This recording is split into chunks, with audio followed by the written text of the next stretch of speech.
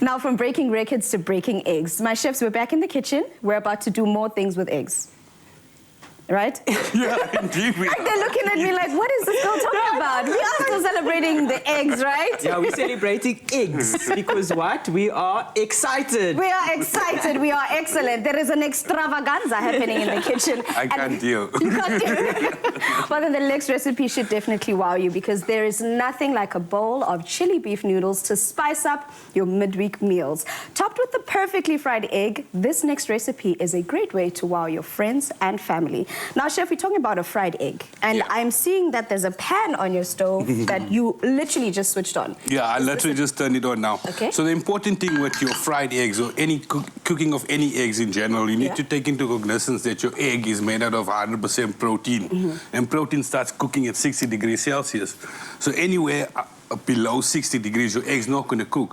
So just by understanding that little bit of philosophy around the egg, you'll be able to cook it properly. Okay. So the way I cook my sunny side eggs, I always keep it in a cold pan to start it off and a little bit of oil in the beginning. Because what happens if you put the butter immediately, it kind of burns. Yeah. And then you don't get that luscious sort of velvety, rich butter flavor over your egg. So I often add the butter in the end and just nap it over it when it's done. Okay. All right. So this is just the one part. You're going to show us how to make the perfectly fried egg. Done. And then, Chef, you're literally just going to put all of this together for us. Yeah, I'm going to put the bowl together because, quite frankly, eggs are always my downfall in the kitchen. Fried eggs. I can never, never maintain the beautiful yolk. I'm always, cracking it or like a lot of people think that you should crack the egg in a ramekin before. This is exactly what I was going to explain. Okay. Because Sure, the thing is, you got a lot of like salmonella that could be on the egg and transferred to your dish while you're cooking. So the most hygiene way of working with it is to crack them before the time. And the second reason for that is you can see if there's going to be any shells that are cracked into the bowl, which you can remove before it starts cooking. And lastly, eggs have blood spots in them. And some of your eggs might have it. And you don't want to crack it into your pan, and while it's cooking, you need to discard it, you know what I mean? Okay, cool.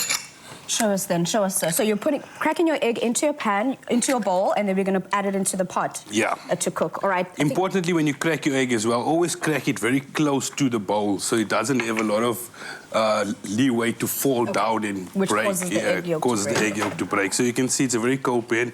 Don't be afraid to use all your senses when you're cooking. You need to feel and understand what you're dealing with. And gently drop your egg inside. You can see I'm going to follow it through with the actual bowl. It's slowly starting to cook now, which is exactly what we want to happen. Because with the French and the way I was trained, we couldn't send eggs up there. They had a bit of bubbles or spots in the egg white, so it was quite intense. Just add a little bit of water in there. When it comes to this point where you can see the egg yolk's almost done, and then you can just cover it. It will steam all the way through, and you get a perfect sunny side egg. Cool trick, because then the residual heat also cooks it from the top. Okay, then. But like a dish like this as well, you're going to want that crispiness underneath. That's how they traditionally do it in Thailand and stuff like that. So it's also up to your preference, like we mentioned. And I'm quite a fan of getting the egg from the pan to the plate very quickly. Oh, yeah. After the cooking process. So let's put this bowl together, Toom. So I've got a bit of stock with ginger, garlic, chili. You can go ahead and have a taste. So we're making a sort of an Asian bowl here, Toom. So we've got our noodles as the base. We've got some of this broth that we cooked up on, just poured on top of that. I'm going to put some bok choy, which is a great accompaniment to this dish. But you can go ahead and use some baby spinach. You can use any kind of greenery that you like. We're going to top it off with a little bit of steak over here, and then we're going to go on with that delicious egg. And how's it looking over there? Are we ready? Yeah, so what I've done, I just added the butter in now, so you kind of nap it around it. Okay. And you get that sort of buttery flavor in it. Are you going to do the honors for me? There we go. There you go. And I think look at that, South Africa. Taste.